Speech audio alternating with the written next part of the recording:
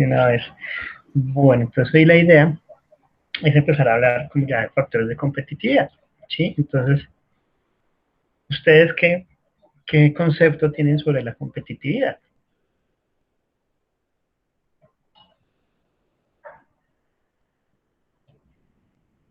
Cuéntenme, muchachos, ¿qué conceptos tienen sobre competitividad? Competitividad. Sí. Como la relación que hay entre dos empresas que comercializan lo mismo, ¿no? Como digamos la que hay entre Pepsi y Coca-Cola, digo yo. Sí.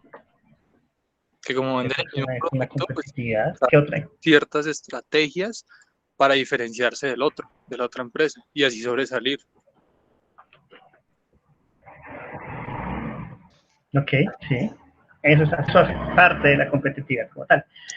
¿Qué otra cosa se les viene a la cabeza De pronto la les dicen, bueno, competitividad también hace relación como a la capacidad de innovación que puede tener una compañía frente a otras? Digamos que eso ayuda a mejorar todo el tema de la venta, la comercialización, a su vez la producción, distribución. Entonces digamos que es como esa capacidad que tiene un negocio de innovar, entrar al mercado con nuevos productos para así mismo tener una muy buena competitividad a nivel empresarial.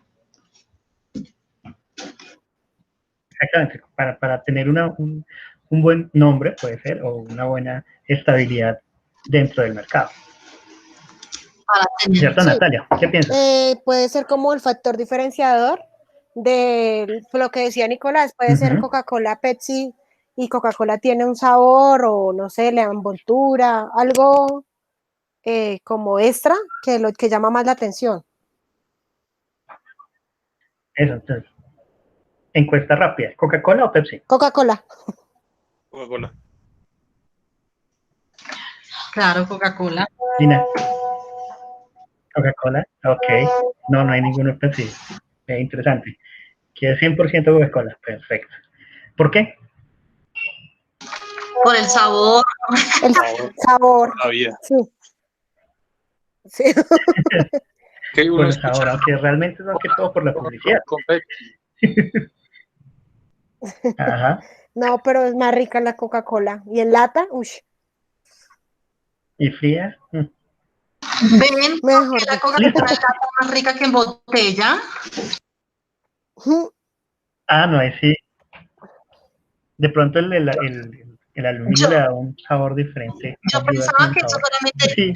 Yo pensaba que eso solamente lo creía yo. No, en lata es muchísimo más rica. Pero hay personas que me han dicho, hay varias personas que me han dicho. Por ejemplo, yo. Sí. ¿En serio? Yo pienso que la Coca-Cola en lata es más rica que la de botella. Sí, hasta Santiago. Ok. Exacto. Él está en clase No, también. qué chévere. Súper. Bueno, entonces ponle cuidado. La competitividad, o sea, como tal la competitividad tiene varias definiciones. Aquí vamos a ver 3 definiciones específicas, ¿sí? Pero vamos a tomar una muy reconocida dentro de toda la parte administrativa, ¿sí? Entonces aquí nosotros vamos a hablar de Michael Eugene Porter, ¿sí? Porter es un economista de los 80, si no estoy mal, bastante importante, ¿sí? Fue bastante importante. Él generó unos libros específicos sobre administración, ¿sí?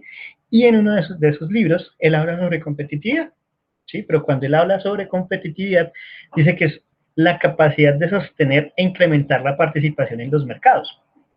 Entonces ahí es cuando uno dice, ok, listo, si yo necesito sostenerme e incrementar mi participación dentro de los mercados, pues debo tener estrategias, debo tener toda la parte, digamos, estrategias publicitarias, comerciales, debo tener innovaciones, debo tener infraestructura, investigación, desarrollo, tecnología, ¿sí? Si lo traemos hacia lo que estamos viviendo ahorita en los mercados. Y adicionalmente, pues dice que esa participación en los mercados internacionales va con una elevación paralela del nivel de la vida de la población. Entonces él dice, pilas, nosotros sí, nosotros vamos a sostener, vamos a incrementar, vamos a mantenernos dentro del mercado, pero ese mercado le va a dar a las personas un nivel de vida mejor, ¿sí? Y entonces él dice que el camino solo se logra cuando se basa en el aumento de la productividad. Entonces, miren cómo va todo específico, ¿sí? Y todo va como una cadenita. Si yo para sostenerme en el mercado, pues yo qué preciso de estrategias, ¿sí? Esas estrategias, ¿quién me las va a dar? Pues me las va a dar un capital humano. Y ese capital humano va a ser bastante importante, ¿sí? Y mientras yo esté dentro, en una buena posición del mercado, puedo dar una sostenibilidad a mi capital humano y eso va a elevar su nivel de vida. Y ese nivel de vida va a hacer que ellos compren mis productos, ¿sí? Adicionalmente, ese capital humano lo que me va a generar es la productividad y yo lo que voy a hacer es mirar qué estrategia tengo hacia mi capital humano para aumentar mi productividad. Entonces, si nosotros nos vamos a la cuestión ya específica de la producción,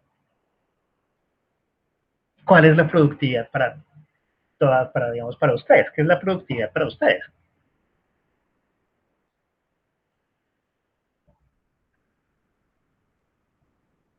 ¿Qué debe ser una persona productiva? Que cumpla unos resultados Los resultados. y ¿Qué otra que cosa? sea eficiente. Sí. No sé qué más. Eficaz. Eficaz. Sí. Entonces, aquí, digamos, todo ese conglomerado de ideas de que sea una persona eficiente, que sea una persona eficaz, que me cumpla con los objetivos, que me cumpla con tiempos, eso hace parte de mi productividad, ¿sí? Eso a la larga es lo que me va a determinar el nivel de vida. Entonces, dentro de las economías, entre más productivo eres, pues se supone que mejor nivel de vida vas a tener, o mejor nivel de vida vas a ganar. Entonces, vean que Porter siempre dijo, nosotros lo que necesitamos es, para poder incrementar la participación de mi mercado, pues debo tener un buen capital humano, ¿sí? Y ese capital humano, pues, va a ir ganando paralelamente como yo gane, elevando su vida, su nivel de vida. Entonces viene también la CEPAL, ¿sí? ¿Alguien sabe qué es la CEPAL? Sin buscar en internet. No, yo no. ¿No? Es la Comisión Económica para América Latina y el Caribe. Para América Latina y el Caribe. Entonces la CEPAL pues, también recogió mucha literatura y empezó a hablar de la parte de competitividad y habló de una competitividad auténtica. ¿Sí? Entonces, cuando ellos hablan de competitividad auténtica, dicen que es la capacidad de incrementar o al menos de sostener la participación de los mercados internacionales con un alza simultánea en el nivel de vida de la población. Entonces miren que eso va muy ligado a lo que nos está diciendo Porter. ¿Sí? Lo que pasa es que la CEPAL aquí ya Porter lo mandó muy hacia el interior, ¿sí? hacia la parte nacional, y la CEPAL ya lo amplía un poco hacia la parte internacional. Entonces, digamos, aquí muchas personas hablan, no, que mire que el Producto Interno Bruto, que mire que la competitividad del país ha aumentado, está disminuyendo, y a medida que, según la CEPAL, ¿sí? Según esta definición de la CEPAL, a medida que yo estoy sosteniendo, ¿sí? Mi participación dentro del mercado internacional, yo voy a tener simultáneamente el incremento de vida dentro de la población. Entonces, ¿cuál fue el aumento que hubo para el año pasado? Hablando de la economía colombiana. Estamos hablando que fue más o menos 3,4, 3,8, ¿cierto? Que se dijeron que había aumentado la economía colombiana. Y con base a ese porcentaje de aumento de la economía, pues se generaron unos aumentos hacia el nivel de vida de la población. ¿Sí? Entonces todo el mundo dice, no, pero es que el PIB está aumentando o el PIB está disminuyendo. Y dependiendo de esos porcentajes de crecimiento o decrecimiento de la economía, pues se ve afectado, ¿sí?, la población. Entonces, cuando hay bastante dinero, ¿sí?, y se ve el movimiento del dinero dentro de la población, pues todos van a tener una mayor capacidad adquisitiva y su nivel de vida se va a ver aumentado, ¿sí?, va a subir. Entonces, pues, en sus trabajos va a generar una productividad mayor y pues le van a pagar más dinero de lo que estaba ganando antes, ¿sí?, en el mundo ideal. Y así se debería venir toda la parte de la competitividad de la que vemos y de la vida de la población, ¿sí? A mayor competitividad, pues más nivel, porque me está produciendo más crecimiento de mi economía, ¿sí? Igual, todo eso viene arrastrando toda la parte de planificaciones, de estrategias, ¿sí? Es todo ese tipo de cosas. ¿Qué es lo que pasa en poblaciones o en países subdesarrollados como el de nosotros? Que obviamente, aunque la participación dentro de los mercados es pequeña, o donde somos fuertes, no está tan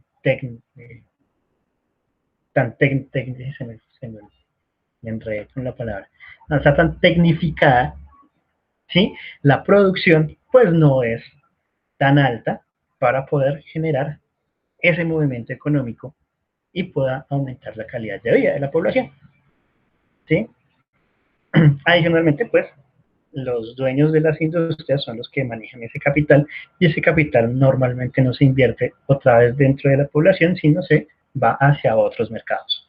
Eso también hace que, digamos, se vea como ese nivel de vida de la población con unas grandes brechas.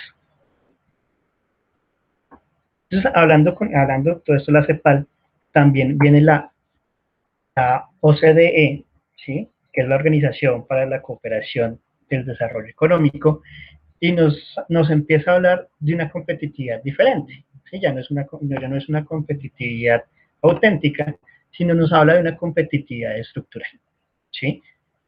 Y cuando nos empieza a hablar de la competitividad estructural, nos dice que la gestión exitosa de las empresas, que es el resultado de la gestión exitosa de las empresas, ¿sí? Entonces, cuando yo empiezo a gestionar y mi empresa empieza a ser exitosa, la OCDE me está hablando de que yo tengo una competitividad estructural, ¿sí? Pero vea que aquí hay algo muy importante que dice que, pero también toma en cuenta la fortaleza y eficacia de la estructura productiva, ¿sí?, nacional. Entonces vea que aquí ya empezamos a ver lo que nos dice la OECD, que la producción, que la estructura que yo tengo, la estructura productiva que yo tengo en el país, ¿sí?, y la fortaleza de esa estructura, me va a hacer que la gestión que yo tenga sea exitosa. Entonces, pregunta, ¿cuál es el sector que uno dice, que uno puede ver, que es el más eficaz y productivo dentro de la economía nacional? ¿Cuál ven ustedes? ¿El agrícola? No. ¿No?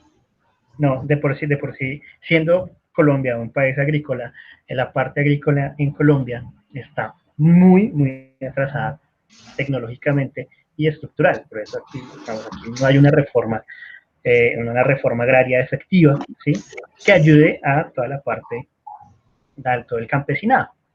Entonces, digamos, aquí es una fortaleza dentro del país, ¿sí?, económicamente hablando, pero no es eficaz frente a los demás mercados, ¿sí? ¿Qué otro sector pueden ustedes, o qué otro producto como tal pueden ver que tenga esa fortaleza y esa eficacia dentro de la estructura productiva? No, profe. ¿El sector de pronto de la construcción? La construcción es un sector bastante fuerte dentro de la economía, efectivamente. De por sí el sector de la construcción en Colombia es el que maneja la mayor cantidad de empleos, ¿sí? Pero tampoco es. Pero pues viene siendo más, se viene fortaleciendo mucho, se ha venido fortaleciendo mucho. Es uno de los pilares ahorita de la economía. Digamos, si hablamos de productos, podemos ver que el café el café colombiano es uno de los productos, ¿sí?, que más fortaleza y eficacia en su estructura productiva ha tenido. ¿Sí? Es uno de los pocos productos en Colombia que cuenta con todo lo que es el movimiento en bolsas de valores. Entonces, hasta allá ha llegado esa parte. Podemos hablar de las flores. Las flores es un producto que tiene una salida impresionante dentro de la estructura competitiva en Colombia. ¿Sí? Entonces, esos pequeños productos que han venido y han salido y han sido como pilares dentro de la economía colombiana, tienen una fortaleza y una eficacia dentro de la estructura del país. ¿Sí? Aquí se ve mucho el precio del café. ¿Sí? Digamos, dentro de los indicadores económicos que se ven en Colombia como tal, que se mira el precio del dólar, el precio del petróleo, ¿sí?, un barril, y el precio del café, ¿sí?, son referentes de la economía colombiana. ¿Sí? Adicionalmente, la OECD también nos habla que fuera de la eficacia de la estructura productiva nacional, las tendencias a largo plazo en tasa y en la estructura de inversión, ¿sí?, y la infraestructura técnica y algunos otros factores externos que ya más adelante vamos a ver cómo se compaginan esos factores externos. Entonces, vean que la competitividad siempre va a estar dada a mi estructura como tal específica, ¿sí?, a mi estructura productiva, y esa estructura productiva a mí me va a ayudar a una producción, ¿sí?, o a una productividad en la cual yo debo mantener y seguir superando a medida del tiempo, a través del tiempo, para poder darle a mi capital humano y a la economía en la que nos estemos moviendo una mejor calidad de vida, ¿sí?, un alza a ese capital que se está manejando. ¿Sí? Entonces nosotros hablábamos las clases pasadas de que todo era capital por trabajo. Y vean que la competitividad maneja también esas mismas bases de capital y trabajo. ¿Sí? Que ya las pone inmersas en la gestión como tal de las empresas. ¿Sí? Digamos, aquí lo vimos muy general, muy a grandes rasgos. Pero digamos, en las empresas, ¿algunos de ustedes tienen empresa propia? ¿O están pensando en montar empresa?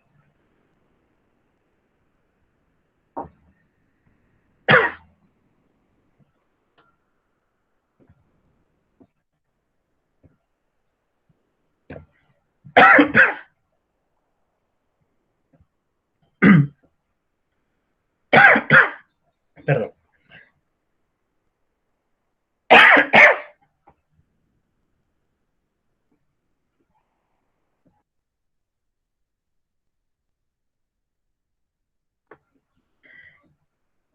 Bueno, entonces estamos, ¿alguno de ustedes ha pensado en montar empresa o tienen empresa?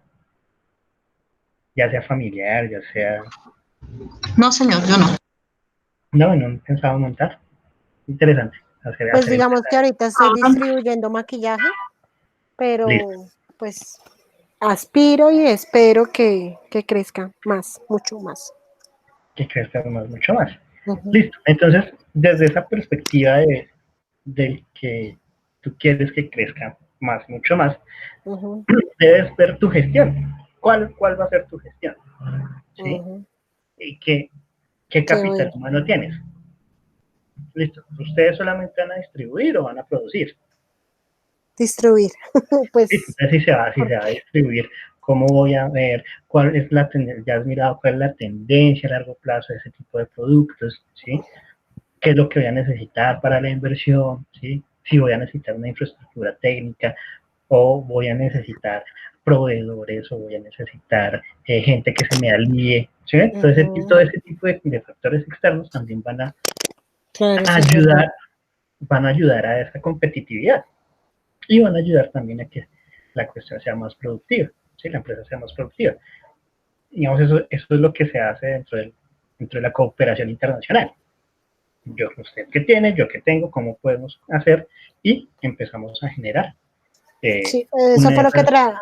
eso fue lo que hemos tratado con mis hermanas de hacer, digamos que somos un equipo que todas ponen de su, como, ¿cómo se dice?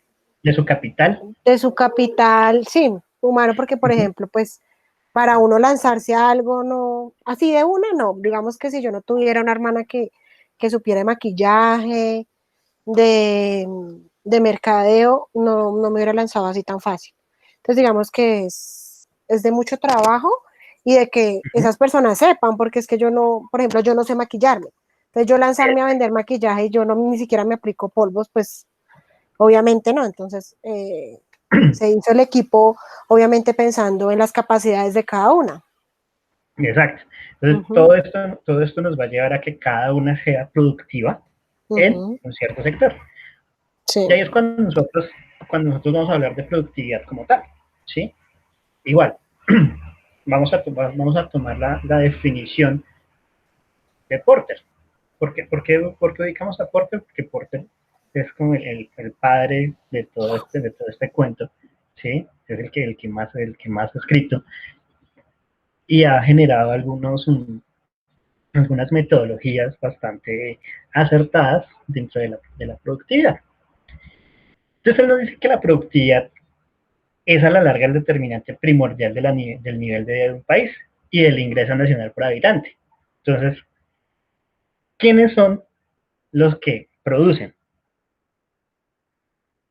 No son las empresas, son los trabajadores como tal. ¿Sí? Entonces, si yo tengo trabajadores productivos, pues voy a tener una producción alta, voy a poder vender mis productos, sostenerme en el mercado, ser exitoso con mis estrategias y generar un nivel de vida adecuado a mis empleados y a su vez ellos a sus hijos y a su vez ellos van a tener ese nivel de vida y van a poder tener o comprar las cosas dentro de la economía del país. ¿Sí? Y adicionalmente se dice que la productividad de los recursos humanos determina los salarios y la productividad proveniente del capital los beneficios que se obtiene para sus propietarios.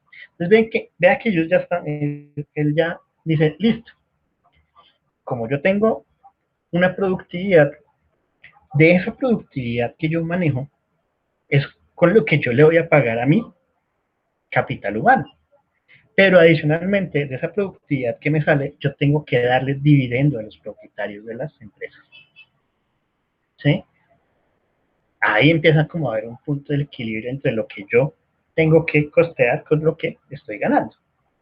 Entonces, para cuando uno ya se sienta realmente a mirar esos números, ¿sí? Digamos, dentro de la parte administrativa, que ustedes deben tener muy claros esos números. Yo por qué tipo de trabajo voy a generar un salario. Que sea un salario adecuado para ese tipo de trabajo, ¿sí? Y pues adicionalmente, entre el capital humano sea pues más especializado, pues obviamente ese costo va a ser más alto. Pero a su vez, ellos y su productividad me van a generar una ganancia o un aumento de mi capital que me va a dar unos beneficios establecidos para mí, el dueño de la empresa. ¿Sí? Entonces vean cómo está todo interconectado. Y eso hace que dentro de la parte de producción, a mejores niveles de producción, ¿sí? A mejor planteamiento de mi producción, mejor mi productividad y mejora la calidad de vida de mi capital humano y mejora la sostenibilidad de mi empresa dentro de un mercado. ¿Sí? Entonces, importante todo ese tipo de cosas. Entonces viene este señor, ¿sí? Y nos empieza a hablar de una cosa que él llama el diamante de la competitividad. Entonces, tarea para la siguiente clase. Diamante de la competitividad de Porter. ¿Listo? ¿Cómo, profe, demanda? ¿Ver? Diamante de la competitividad de Porter. Diamante. Yo te entendí, Diamante. demanda. Diamante. Diamante de la competitividad de Porter. De la competitividad de Porter. De Porter. Bueno, la idea es que lean lo que él habla sobre la competitividad, ¿sí? Y cómo maneja la competitividad dentro de unas fases. Entonces, digamos, aquí... ¿Competitividad de quién? Qué pena. De Porter. Así como se escribe, P-O-T-R-E. Porter, de Porter. Sí, entonces, aquí lo vamos a pasar así como sin entrar a definir como tal cada uno de los factores. Él habla de un diamante, entonces él habla de unos factores específicos. ¿Sí? Entonces, dentro de esos factores, él habla sobre la calidad, el costo, las cantidades, la especialización, estructuras, esquemas de competencia, condiciones de la demanda, industrias de apoyo y demás. ¿Sí? Entonces, cuando él coge cada uno de esos factores, él empieza a mirarlos individualmente y después empieza a ver qué estrategias puedo yo tener, ¿sí? Para generar que esos factores me den una competitividad dentro de la industria. Entonces ustedes van a escuchar sobre los clusters o van a ver algunas teorías de vinculación en el desarrollo de todo este tipo de cosas. Entonces cuando hablan de los clusters, ¿sí? Aquí sí vamos a hablar un poquito de los clusters. El clúster lo que nos está diciendo es, venga, usted geográficamente debe tener una ubicación específica, ¿sí? Usted debe saberse mover geográficamente. Digamos, ahorita en toda la cuestión de la tecnología, la geografía pues ha pasado como un segundo plano, ¿sí? No dejando de ser importante, pero digamos, ahorita los aglomerados de las empresas ya no se ven tanto. ¿Por qué? Porque la parte digital ha empezado a ganar terreno sobre todo ese tipo de herramientas, ¿sí? O de vinculaciones que uno tenga con algunas otras empresas. Entonces, digamos, Natalia, ¿tú cómo vendes la parte de belleza? ¿Sí?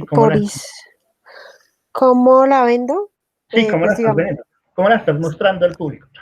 Por Instagram. Eso. Por Facebook. Y la pregunta es, ¿distribuyes a cualquier parte del país? Sí, señor. ¿Sí? Entonces mira que tú ya no necesitas tener una ubicación geográfica cerca a tu cliente, ¿sí? No. Entonces también eso es lo que estamos hablando ahorita, la parte geográfica. Sí, ya dadas las tecnologías, pues ya es mucho más fácil acceder, digamos, a ese tipo de productos. Sí, se vende la comida, se vende toda la parte de servicios también por ese tipo de... Digamos que ahorita ayuda mucho eso, sí, es verdad. Sí, pero entonces, no obstante, si yo tengo la empresa, yo debo saber ubicarla. ¿Sí? Yo debo buscar esos clusters, ¿sí? Donde yo voy a seleccionar como tal unos sectores específicos. Entonces, listo. Si yo necesito yo voy a comprar un colchón, ¿ustedes dónde me pueden decir a dónde puedo ir a comprar un colchón?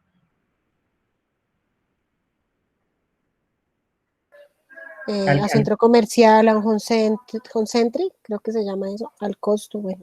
Esos puntos y también por internet, ¿no? Ya todos ellos tienen aplicaciones. Sí, exacto. Digamos, yo quiero ir al almacén. Entonces tú me dices que en el costo, que tú me dices en Falabella, bueno.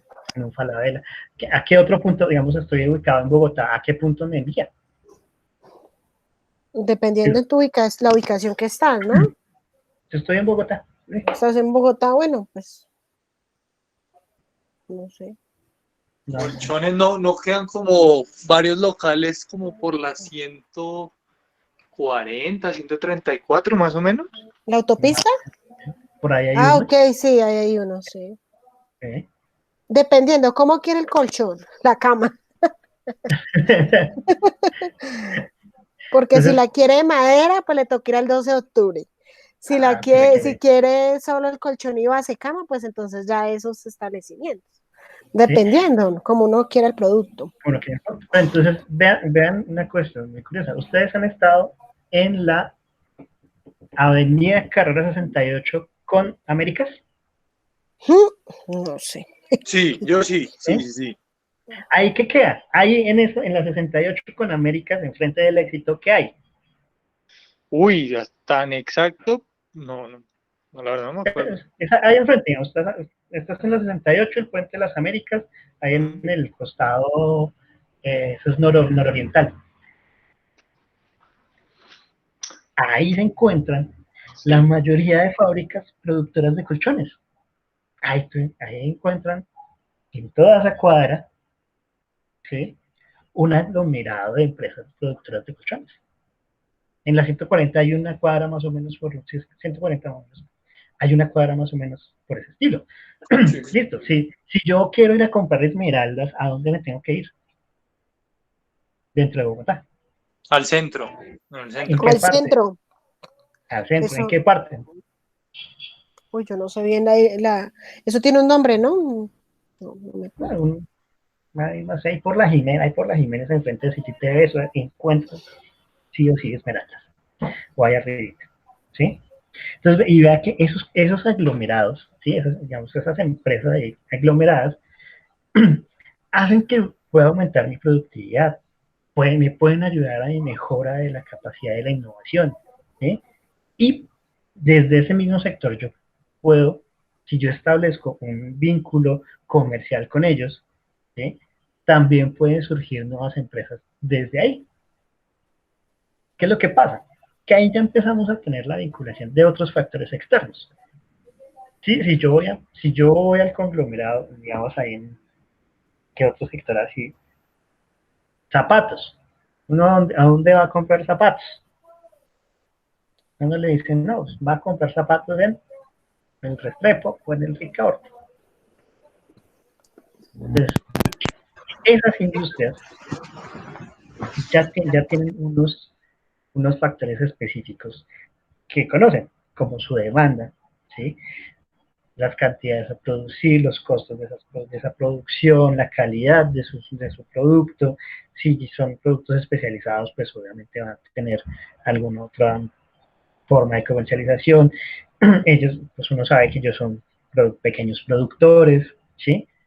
Pero se ayudan entre sí, y eso hace que sea un sector fuerte dentro de ese comercio, ¿sí? Entonces, si se dan cuenta cómo viene la competitividad de las empresas, pero en el momento que yo genero ese clúster donde yo empiezo a trabajar con mis competidores mano a mano, se genera una estructura comercial más fuerte. Sí, es verdad. ¿Sí? Y pues eso también hace que, si yo puedo manejar mis proveedores, mi clientela, ¿sí?, todos esos factores externos que llegan a competir, yo puedo empezar a invertir en mejor estructura, mejor tecnología, y puedo hacer que ese sector, al ver que si yo tengo una mejor estructura y una mejor economía, ¿qué empiezan a hacer ellos? Pues vayan a la innovación y empiezan a generar una mejor estructura, manejar mejor tecnología y generar mejores procesos. Y tecnificar su producción. Entonces, ahí viene como toda esa evolución de las empresas cuando tú tienes un aglomerado cerca, ¿sí? Por eso también es muy específico, también la parte geográfica, saber en dónde ubicarse, ¿sí? No es igual, si yo tengo esmeraldas, no es igual si yo me ubico en el 7 de octubre que si me ubico en el centro, ¿sí? ¿Dónde va a ser mejor? Pues obviamente en el centro, porque todo el mundo conoce que allá es donde se ven las esmeraldas, ¿sí? Porque en el 7 de octubre, pues puede que no me produzca lo que me pueda producir en el otro sector, y yo no vea qué es lo que está pasando dentro de ese sector. ¿Sí? Digamos, ahorita el sector de los restauranteros.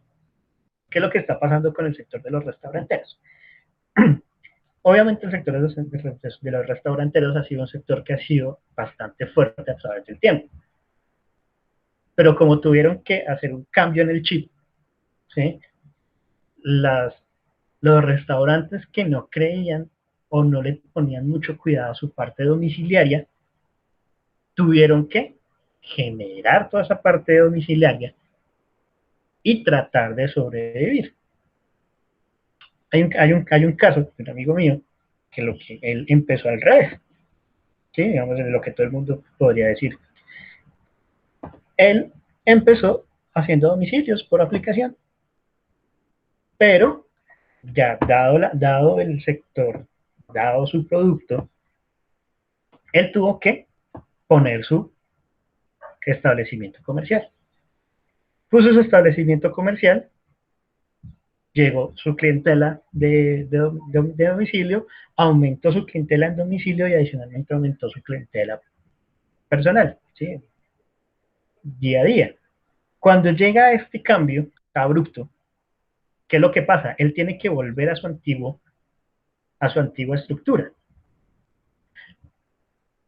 No así, o sea, no le pegó tan duro, aunque sí le afectó, aunque sí obviamente afectó económicamente, pero no le pegó tan duro. ¿Por qué? Porque su estructura ya estaba montada. ¿Sí? En cambio, los que tuvieron que hacerlo, al contrario, los que tenían su establecimiento y su estructura tuvo que cambiar abruptamente, a ellos son los que más les estaba afectando. ¿Pero por qué? Porque no vieron que en este momento, como viene la tecnología, la parte domiciliaria se ha convertido en un factor importante, ¿sí? Dentro de la condición de su demanda. Entonces vea que ahí va afectando alguno que otra cosita de lo que habla el diamante de la competitividad, que ustedes lo van a profundizar haciendo la lectura de eso y haciendo la investigación. Entonces vean que esta cosa de la competitividad y la producción, pues también empieza a verse dentro de esas metodologías. Entonces, hay muchas teorías de desarrollo que han venido llenando todo este tipo de avances dentro de la producción. Entonces, hablábamos anteriormente de Adam Smith, ¿sí? Que entonces él decía, vamos a producir, y producíamos a menor costo, ¿sí? Hay unos modelos específicos, que es el modelo de Solow, ¿sí? Que se fue hacia 1956-57, que habla del crecimiento como tal, ¿sí? Un crecimiento a largo plazo. Entonces, si yo tengo un crecimiento a largo plazo es porque yo tengo un proyecto técnico específico. Sí, no es solamente producir en masa, como lo que nos decía Smith, sino, venga, yo voy a hacer un proceso tecnológico que me va a generar a largo plazo unos beneficios específicos. ¿Sí? También hablan de políticas públicas, digamos, hay un escritor, no recuerdo ahorita la nacionalidad, Rummer, en 1993, él hablaba sobre políticas públicas, ¿sí? ¿Qué tan importantes son las políticas públicas, ¿sí? para toda la parte de la competitividad y la creación de todo el recurso humano? Entonces, cuando nosotros hablamos de políticas públicas, esas políticas públicas deben estar liadas o guiadas hacia que la capacidad del capital humano sea competitiva, ¿sí? Tenga unas competencias específicas y me puedan ayudar a generar una mejor producción y adicionalmente esa mejor producción me lleve a una mejor competitividad. Que la pregunta es, dentro del diario vivir de nosotros, las políticas públicas que se han tomado frente al sector trabajo y se enfrentan, o sea, es que esto va ligado al sector trabajo, sector educación, sector económico, o sea, todas las políticas públicas. ¿Ustedes cómo ven el crecimiento de la competitividad del país? ¿Sí? Es frente a lo que conocen sobre políticas públicas, que digamos que es lo básico que uno ve en el día a día.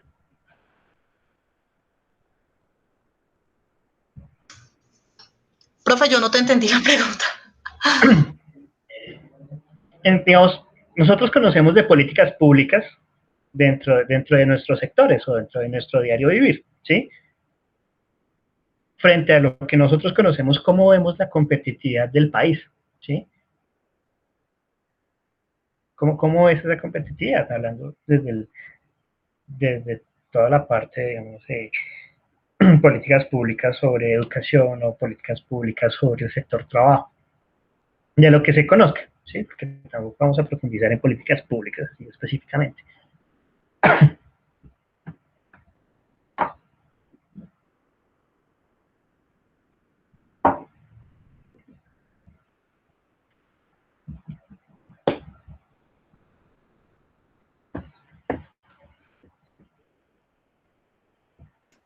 Pues yo digo que a comparación del resto de países, por lo menos Sí, nivel Latinoamérica, sí estamos atrasados en algunos aspectos, no sé, como por ejemplo la educación o el ajá, transporte, por ejemplo. listo, claro. O sea, tocaste un tema fundamental. La educación, las políticas públicas de educación que se han venido a través del tiempo, están generando que las personas, los estudiantes, las personas, no lleguen a ser profesionales y nos lleguen a una parte técnica o tecnológica, ¿sí? Que me ayuden es a qué? A hacer una mano de obra semicalificada que me genere de producción en unos sectores específicos, ¿sí? En unos sectores específicos. ¿Qué pasa cuando las personas ya dejan de ser semicalificadas, ser calificadas, o sea, ser profesionales, obtener maestrías, posgrados, doctorados, etcétera, etcétera? Ya la parte productiva no va a quedar de lado, pero sí me va a mejorar una parte que aquí no se tiene mucho, que es la parte de investigación. La parte de investigación como política pública es una parte fundamental dentro de las economías de los países. Ejemplo básico, si aquí hubiese una investigación realmente buena, ya se tendría una cura para el COVID-19. ¿Por qué? Porque realmente, si ustedes se dan cuenta, las pocas personas que pueden llegar a hacer investigación dentro del país, generan adelantos tecnológicos muy bravos, muy, muy grandes. ¿Sí? Y estamos hablando en sector medicina, en el sector productivo, ¿sí? En toda la parte de servicios. Colombia tiene un potencial dentro de la investigación bastante amplio, ¿sí? Y me arriesgo a decirlo esto porque, a afirmar esto, porque he tenido contacto dentro de la parte de investigación con muchas personas y han sido unos trabajos impresionantes. Hablabas de la movilidad. En la movilidad yo tuve un docente mío con un postdoctorado en movilidad. Generó un modelo de estructura para movilidad en Bogotá. Y esa estructura de movilidad en Bogotá venía trabajando con la alcaldía y la alcaldía de Peñalosa en ese instante pues dijo que eso no servía porque no era lo que estábamos viviendo en lo que era movilidad en ese tiempo. Entonces, años después, ya cuántos años, 4 años, 5 años después, se vio que la estructura de movilidad de Bogotá cambió y el modelo que se había estructurado en ese entonces era uno de los modelos más efectivos para la movilidad de Bogotá. Entonces imagínense lo que puede pasar cuando no se genera ese conocimiento. Entonces ahí viene la parte de la estructura y de todo lo que es la política pública, digamos, solamente en esa partecita, educación. Políticas públicas de trabajo. ¿Qué políticas públicas de trabajo hay? Hay una que a todo el mundo le huye, ¿sí? Porque es un costo alto en las organizaciones. Las políticas públicas en la parte de salud y seguridad en el trabajo, que se generaron, hay legislación sobre legislación sobre legislación de eso, ¿sí? Y esa pequeña parte es un, un engrane para que mi capital humano sea más productivo, ¿sí? Y ese capital humano más productivo me genere una mejor competitividad, ¿sí? Lo que pasa es que no se ve como lo que realmente es. Una herramienta que me va a ayudar a mi competitividad, ¿sí? Y ahí vamos a hablar de la parte de calidad.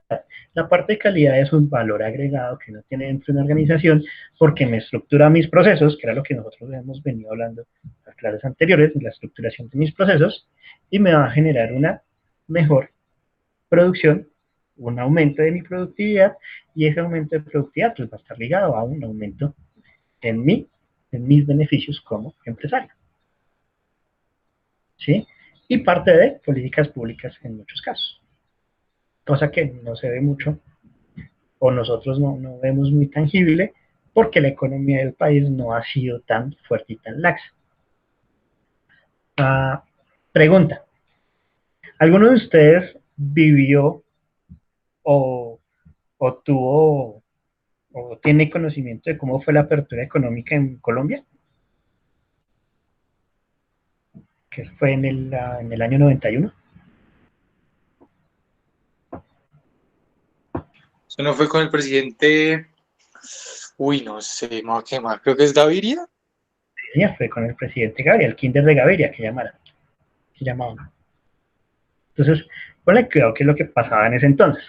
Colombia es un país netamente productor, netamente agrícola. Colombia es un país netamente agrícola, ¿sí? Que es una de las fortalezas. Colombia era un país autosustentable, ¿sí? Dentro de lo que se manejaba en el país, ¿sí? Cuando viene Gaviria, Gaviria viene hablando de toda la cuestión de la globalización, de la competitividad, de cómo vamos a entrar a los mercados internacionales, dejar que los mercados internacionales llegaran a Colombia. Él hace una apertura económica. Entonces, cuando hubo esa apertura económica, hubo un error bastante fuerte, ¿sí? Que produjo que viniese un declive en la economía, ¿sí? Entonces ahí ya se habla de que hubo un declive en la economía en el gobierno de Gaviria, cuando hubo la apertura económica. ¿Qué es lo que pasó? En el momento en que se abre económicamente Colombia, no tenía una estructura técnica, no tenía una infraestructura como tal, no tenía capital humano especializado o al menos calificado para esa apertura tan grande. Entonces llegaron las empresas extranjeras y lo que hicieron fue el mercado que tenía el producto colombiano se lo lleva. ¿Sí? Y lo que hace es que la economía colombiana como productor disminuya y el capital que se estaba generando para el producto nacional se lo lleve el producto internacional. ¿Por qué? Porque no había esa competitividad, no había, digamos, esos factores que nosotros hablamos aquí atrás. Toda la parte, todo lo que nos dice la OCDE. No había una eficacia ni no había una fortaleza dentro de la estructura económica del país. ¿Sí? Y entonces eso hace que haya una crisis económica y que empezara a crecer la inflación y llegar a unos picos fuertes dentro de la economía hasta que se estabiliza. Cuando se estabiliza un poco la economía ya empieza a crecer, se estabilizó para el gobierno fue Gaviria, para el gobierno más o menos de Pastrana, que no fue un muy buen gobierno, pero más o menos para ese tiempo se empezó a estabilizar la economía del país y empieza a crecer y productos como el café empiezan a cobrar bastante importancia dentro del mercado extranjero. ¿Sí? Entonces ahí lo que hizo falta fue esa estructura competitiva para poder afrontar esa apertura económica tan fuerte. ¿Listo? Entonces, nosotros hablábamos de eso, entonces hablamos de toda la parte de la educación, pues también hay que ver el nivel del gasto y el desarrollo institucional, ¿sí? De las empresas. Entonces, ¿qué se produce en Colombia? Hablando en la manera agrícola de siembra. Café. Flores. Café, flores. ¿Qué otra cosa se produce en Colombia? Caña de azúcar. Caña de azúcar. Se produce arroz, frijol, frutas en Papa. cantidades especiales, papa, ¿sí? Ujú. Y ustedes saben que hace más o menos unos 4 o 5 años se está importando arroz. No No, lo no, sabía, ni profe. idea. ¿Sí? Entonces, vean que siendo Colombia un país fuertemente productor, se está importando productos que realmente aquí, si tuviesen un desarrollo como tal, ¿sí? Tanto institucional como técnico y de educación, podría ser, en vez de exportarlo, en vez de importarlo, se podría estar exportando. ¿Sí? Chile. Chile es un ejemplo. La economía de Chile es una economía muy estable, pero es que Chile tuvo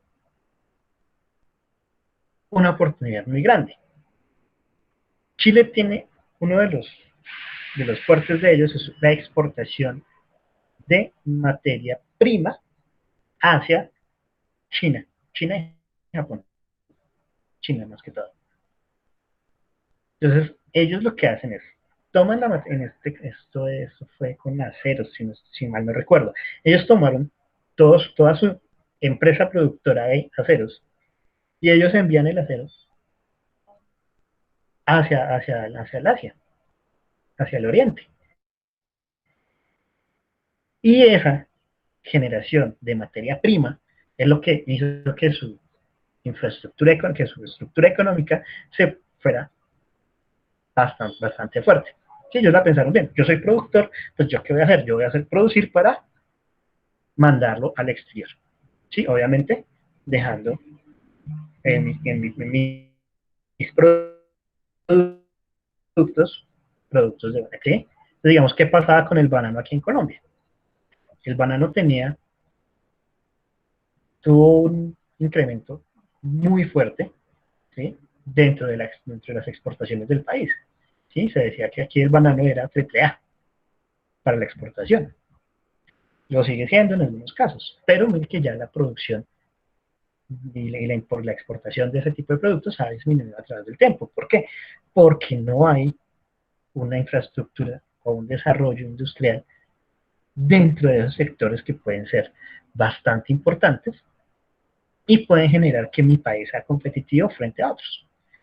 Digamos, hace 2 años, 3 años, en plenas presidenciales, se burlaron mucho de lo que dijo Esteban Petro sobre el aguacate Hass.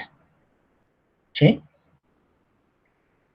El aguacate Hass es un aguacate que se produce en no muchas partes del mundo y aquí en Colombia se produce bastante. Y el man dijo que eso podía ser que era una mejor inversión. Obviamente cayeron, dijeron que, mejor dicho, pero de que hace cuánto, no hace mucho, no estoy mal, fue este año o a finales del año pasado, Colombia empezó a exportar ese tipo de productos, el aguacate Hass. ¿Por qué? Porque esa infraestructura empezó a crecer y ese desarrollo dentro de esa pequeña industria empezó a dar los frutos de años atrás, de trabajo. Entonces todo eso trae todas las condiciones que nosotros vamos a generar dentro de las empresas, ¿sí? Y todos estos también, todas las políticas públicas, pues obviamente hay unas políticas públicas en la parte de exportación que ayudan a que ese tipo de productos salgan mucho más fácil, ¿sí? Y también pues el nivel educativo de todas las personas que están dentro de esa cadena de producción, ¿sí? Entonces ahí se ve cómo es el potencial dentro del país y si realmente se quiere generar una competitividad, hay que empezar a ver cómo se puede generar el desarrollo dentro de ese tipo de productos. A lo que nos lleva a unos factores empresariales, ¿sí? Como que específicos. Entonces hablamos de factores como estrategia y planificación. Listo. ¿Ustedes qué piensan o qué concepto tienen sobre cuando hablamos de estrategia y planificación en la parte industrial? ¿Qué piensan sobre eso?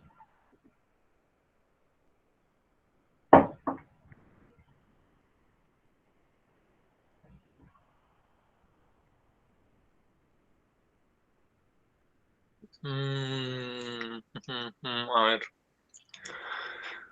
Planeación con respecto a... Eso, vamos a ver. ¿Qué Sí, se me ocurre? estrategia y planificación. Sí. Cuando nosotros pongámonos la camiseta de que somos dueños de una organización. Cuando yo hablo de estrategia y planificación, ¿qué debo hacer? ¿O hacia dónde me puedo dirigir?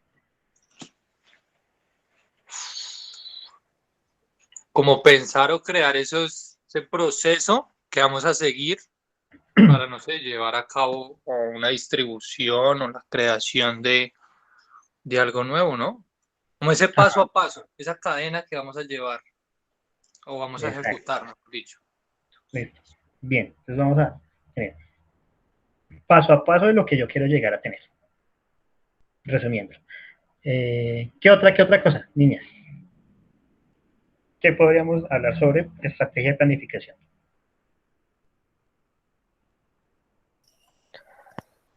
Bueno, buscar, no sé, de pronto buscar algo, lo que tú decías, digamos, de lo de los restaurantes, que muchos se basaron en, bueno, en prestar sus establecimientos, su buena atención y llegó en este punto de que no tenían como un plus, por ejemplo, que ahora todo es de mensajería, ¿sí? La gente le da pereza, pues muy pocas personas les gusta que les lleve la comida, entonces, no sé, planear eh, otras estrategias, bueno, no sé, me invento. Digamos que Ah, buscar sí. algo diferente que una veces Ajá, dice, no, de pronto no sale, pero pues como buscarlo, porque por ejemplo, la gente que estaba trabajando a domicilio o vender por internet la comida, pues ahorita les está yendo bien, porque ya ellos estaban manejándose así. Pero los de restaurante, pues intentaron hacerlo, pero no se podía porque son platos especiales que pues no se van a poder enviar en un Rappi, por ejemplo. exacto. Listo. Paola, ¿qué piensas sobre cuando hablamos de estrategia y planificación? Pongámonos la camiseta que somos empresarios ya.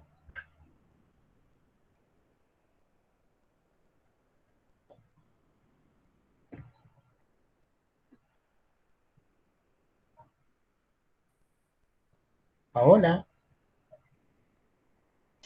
Profe, cuéntame. Cuando hablamos de estrategia y planificación, ¿qué se te viene a la cabeza? digamos que sí, yo pensé que era que sí me estaban escuchando, pero no tenía el audio apagado, el micrófono. Digamos que planificación yo lo vería más como un proceso en el cual se desarrollaría algunos planes o se implementarían algunos planes de trabajo con el fin de realizar o cumplir con los propósitos u objetivos de la compañía. Ajá, listo. Les voy a ver. ¿Ustedes han escuchado estas dos palabritas? Plan estratégico.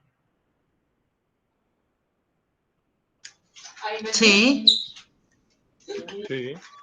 Sí, sí. Listo. Cuando hablamos de estrategia de planificación, vamos a hablar de lo que es ese plan estratégico. Y el plan estratégico, sí, es lo que es como una reunión de lo que ustedes dijeron. Es el yo que soy y yo qué quiero hacer, ¿sí? A dónde quiero llegar. Y ese a dónde quiero llegar en mi plan estratégico va a tener ciertas actividades específicas del cómo lo voy a lograr, ¿sí? Entonces, cuando nosotros empezamos a mirar esos factores como tal, la estrategia y la planificación me van a dar el direccionamiento hacia lo que yo quiero hacer, ¿sí? Y hacia lo que yo quiero hacer, pues va a estar ligada el cómo lo voy a hacer, y el por qué y el cómo lo voy a hacer. Entonces, la parte de servicios, ¿sí? Sobre todo la parte bancaria, tiene muy clara esa parte de estrategia y planificación. El qué voy a hacer, el cómo lo voy a hacer y el por qué lo voy a hacer y hacia dónde voy a llevarla, ¿sí?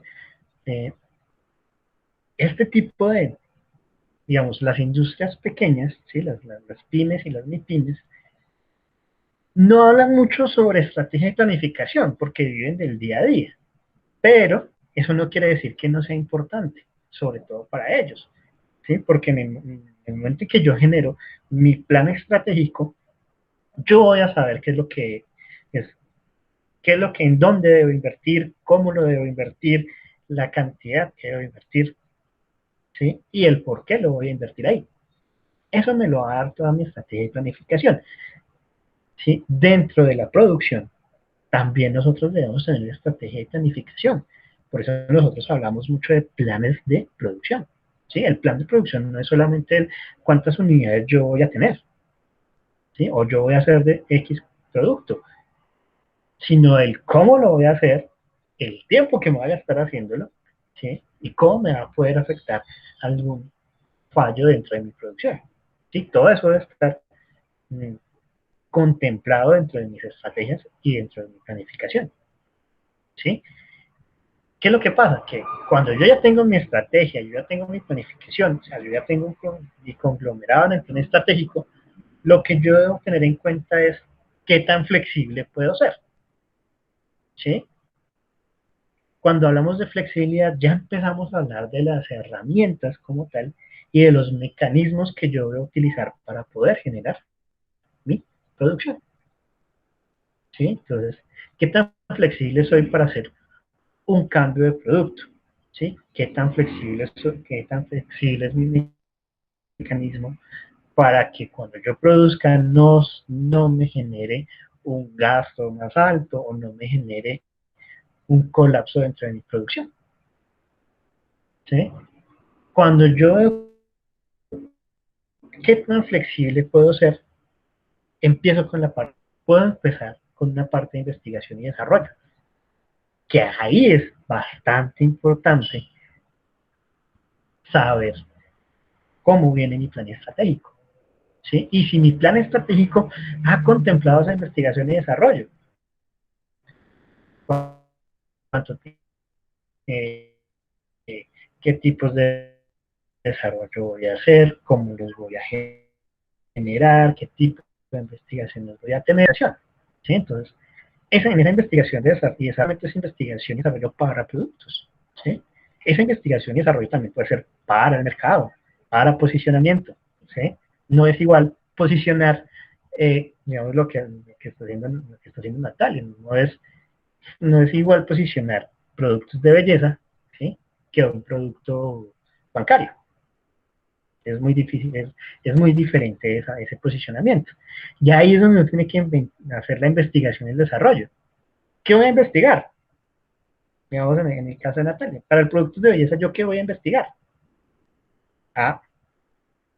¿Qué tipos de productos son? ¿Cómo se está moviendo ese tipo de productos en el mercado? ¿Sí? ¿Qué tipo de desarrollo cuentan? Porque pues hay unos productos que tienen algunos plus específicos, ¿sí? Y toda esa investigación que yo tenga, que por si es como una investigación de mercado, yo voy a generar el plan para poder desarrollar mi plan de mercado para posicionarlo. ¿Sí? Y ahí ya empezamos a hablar del desarrollo, del cómo, del qué voy a hacer. ¿Sí? Entonces, hay que tener muy en cuenta ese tipo de investigación y desarrollo. ¿Sí? No es solamente desarrollar productos, sino ver también cómo yo puedo, dentro de productos que distribuya o dentro de un servicio que yo preste, cómo lo puedo llevar a generar ese posicionamiento y a ser competitivo y a planificar mi productividad. Y pues detrás de todo eso viene el capital humano, que es yo, yo soy de los que dice que el capital humano es lo más importante que uno tiene en la organización. ¿Sí? Sin capital humano no hay organización. ¿Sí? Digamos que ese mi pensar frente a ese tipo de cosas. Y viene la calidad. Listo. Cuando hablamos de calidad, para ustedes, ¿qué es la calidad? ¿Sí? ¿Qué es la calidad? Ya no queremos definiciones específicas, no. Para cada uno de ustedes, ¿qué es calidad? Pau, ¿qué es la calidad para ti? En productos, en servicios, sea. ¿Qué es la calidad? Pues la calidad vendría siendo, bueno, digamos así, suena redundante, como la calidad de servicio o producto que yo voy a ofrecer al mercado, como la seguridad que yo le voy a dar a mi cliente en el momento en que me debe escoger a mí y por qué me debe escoger a mí. Para ti la calidad es la seguridad que le doy al cliente. ¿Listo? Natalia, ¿qué es para ti qué es la calidad? La calidad es que el Para producto ti. tenga, para mí la calidad es el Sí, producto, para lo que ti. tenga, o sea, el producto sea bueno, Ajá. que, bueno, no sé si contigo lo hablamos o fue en otra clase que hablábamos de las empanadas. Entonces, digamos que no es como comerse una empanada que tenga una carne rica, o sea, como a ti te gusta, ¿sí? Uh-huh. Y que esté buena, porque pues sería muy feo uno comerse una empanada que huela feo o que esté grasosa, muy demasiado grasosa. Entonces, digamos que sea bueno el producto, ¿sí? Como un plus, eh, Que cumpla con tu necesidad. que cumplan con la necesidad, sí. Listo. Sí, sería eso. Eso. Entonces, Nicolás, para su merced, ¿qué es la calidad? Yo lo asociaría a, digamos, lo que lo diferencia de los demás productos similares. Entonces, por ese lado y también lo que dice Nata, o sea, que cumpla con su propósito, ya sea producto o servicio, que tenga la calidad de cumplir o de satisfacer la necesidad, mejor dicho. Exacto. De por sí, la calidad es una percepción individual, como tal, ¿sí? Yo puedo tener un producto de muy buena calidad, ¿sí? Hablando en funcionalidad, hablando en cumplimiento de la satisfacción a mi cliente, ¿sí? En que supla su necesidad. Pero puede que a mí, que ese producto no le guste, no guste en el mercado, aunque tenga buena calidad. Digamos, la calidad es una percepción también individual. ¿Hacia dónde va el factor empresarial? Que obviamente cumpla con la necesidad para el que está diseñado, ¿sí? Adicionalmente, el cliente, ¿sí? sienta, sienta una satisfacción al tener ese producto. Digamos, las empanadas es un ejemplo clarísimo, ¿sí? No es lo mismo si a, si a ustedes les gusta una empanada bien rellenita de carne, digamos que sea la mezcla básica, que es papa y carne así bien rellenita, ¿sí? Poca grasa. La satisfacción del cliente al comerse esa empanada como le gusta, no va a ser igual, aunque digamos, no sé si les guste hirviendo, les guste tibia, les guste fría, sino va a ser igual que llegue a otro sitio donde vean el mismo producto, pero al darle el mordisco sientan que la masa no es, que la masa está chicluda, sí, o que la carne está más dura, sí, entonces ahí viene la percepción de la calidad. Puede que mucha gente le guste la empanada que se siente chicluda y con carne dura, a la que uno quiere, que es una masa más bien, una masa suave, que esté bien sazonada, con una carne bastante blandita, ¿sí? Entonces ahí viene la calidad del producto. Por eso, también dentro de todo lo que hemos hablado, viene todo el tema de la calidad total, que de eso nos hablará el jueves Santi. ¿Sí? Entonces, y ahí viene toda la parte del yo cómo voy a estructurar mis procesos y mis procesos para que el producto que yo saque cumpla con las necesidades del mercado, el cliente quede satisfecho con su producto, ¿sí? Y no me genere una mala reputación. Y pegado a eso viene la innovación. Normalmente todo el mundo habla de innovar, digamos, es una palabra ahorita, mejor dicho, también súper trillada, la innovación. Todo el mundo dice, yo quiero innovar, vamos a innovar, es que tenemos que innovar. Pero es que la innovación viene pegada a toda una investigación y un desarrollo y el yo que quiero hacer como producto, yo qué necesidad voy a suplir con ese producto para poder innovar.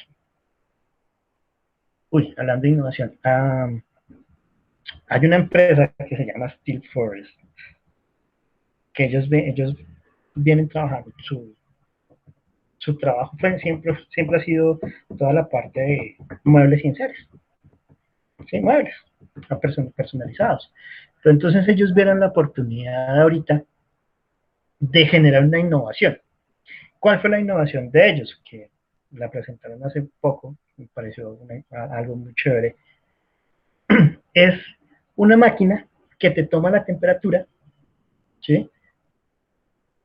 Que entonces, cuando se toma la temperatura, le va a decir, usted tiene tantos grados centígrados, puede entrar a trabajar o no puede entrar a trabajar.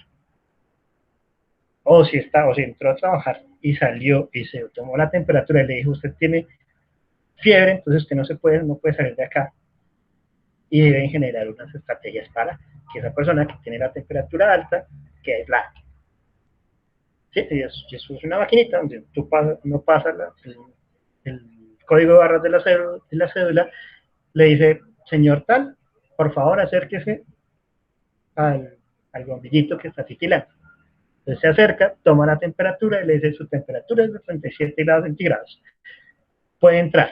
Su temperatura está por encima de entonces ya no son 36, tiene 39 de temperatura. Usted no puede entrar a trabajar. Y fuera de eso, le genera a uno todo el estadístico de cómo se está moviendo la parte de la temperatura en las personas. Yo me dice, uy, eso hace parte de la innovación. ¿Ellos qué hicieron? Ellos vieron que en este momento, ¿qué se necesitaba? Unas estadísticas de la gente que puede tener fiebre o no puede tener fiebre. ¿Y qué hicieron? Crearon una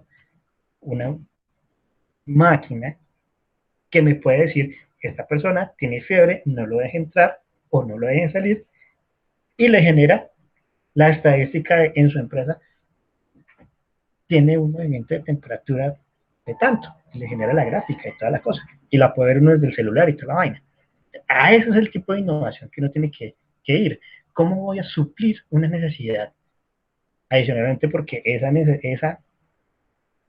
maquinita de ahora en adelante va a ser una maquinita que todas las empresas, me imagino, ¿sí? Yo aquí hablo de todas las empresas, pueden llegar a necesitarla.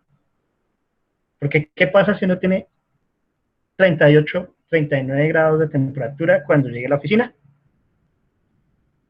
¿Qué pasa en este momento? Lo devuelven para la casa. Positivo para COVID. Exacto.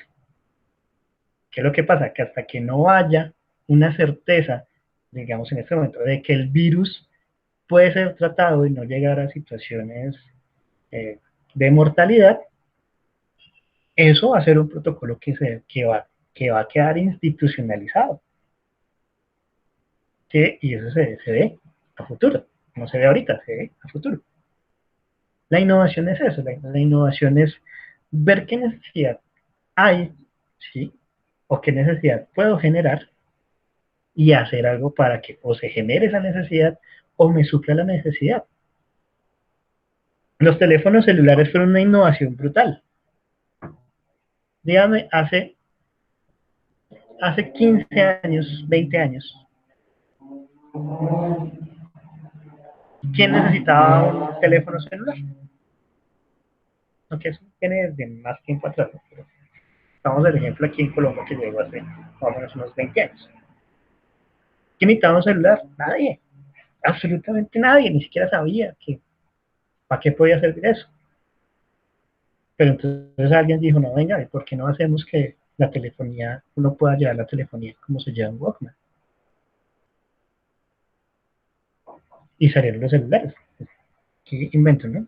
Y salieron los celulares. Ahora, ¿quién puede vivir sin un celular? Nadie. Mira, ¿quién puede vivir ahorita sin un celular? Nadie. ¿Por qué? Porque la necesidad que se creó es, yo necesito contactar a las personas inmediatamente, ¿sí?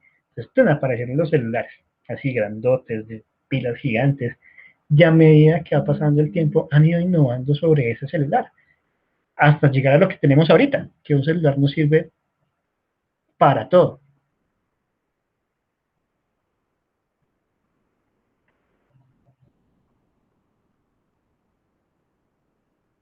Entonces ahí sí, vean cómo viene la innovación. Y pues de paso pegadito viene toda la parte de la capacidad tecnológica.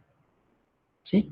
¿Qué tecnología tengo yo o qué tecnología voy a tener? Voy a contar qué tecnología voy a necesitar para poder generar mi producción y poder establecer un factor de competitividad tecnológica alta que me mantenga dentro de ese mercado y me sostenga ahí a través del tiempo, hasta que tenga que volver a renovar la tecnología. Listo. Entonces, ¿cómo ven este cuento? Chévere, hartos conocimientos. Sí, súper importante. Interesante. Es muy interesante. Entonces, imagínense, digamos, todo este cuento que hemos venido echando desde la semana pasada, mentira, sí, desde la semana pasada, nos va a llevar a unas técnicas de producción, ¿sí? Y esas técnicas de producción, pues vamos a empezar a mirar qué nos conviene, si vamos a necesitar horarios, mano de obra fija, variable, si vamos a necesitar tiempos extras o podemos trabajar en un solo tiempo o tenemos que juntar y hacer un mix de todo, ¿sí? Ver cómo se comporta la demanda, ver algunos métodos de pronóstico más específicos, ver cómo yo puedo diseñar esos productos nuevos, ¿sí? Y todo eso tiene que ver con estas metodologías que vienen desde antaño y que han venido creciendo a través del tiempo. ¿Listo? Entonces, para el jueves charlamos más sobre el diamante de Porter. Y ahí sí, ustedes tomarán la palabra hablando de Porter. ¿Listo? Nos vemos el jueves, muchachos. Bueno, profe, gracias. Feliz Que noche. estén bien. Feliz noche. Chao. Gracias, profe, que Feliz noche. Chao. Chao.